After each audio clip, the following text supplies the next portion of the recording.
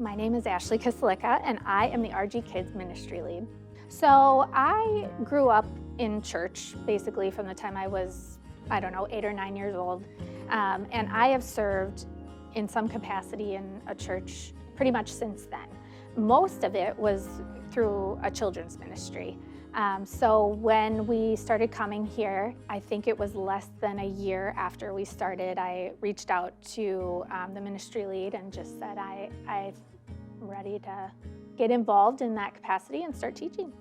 Starting to serve when you're new at a church can be scary because you don't really know anybody yet. You do come in with a feeling of, I hope I'm good enough at this. I hope I know enough to make a difference. I hope somebody else doesn't know more than me and then look at me like, why is she up here? But those quickly diminish once you get going and you start realizing, what God's using me here. You not only get to share the love of Christ and the whole meaning of where we fit into the Bible, but you also get to kind of journey with them as they go from learning that the Bible is true and that Jesus is real and the stories that we're reading are true and actually happened, and they go from just learning the truth of that to realizing where they fit into that story and where they are called,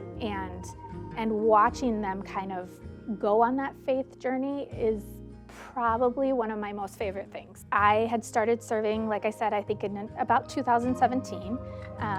I was working as a dental hygienist. Then COVID happened. With everything shut down, there was no serving.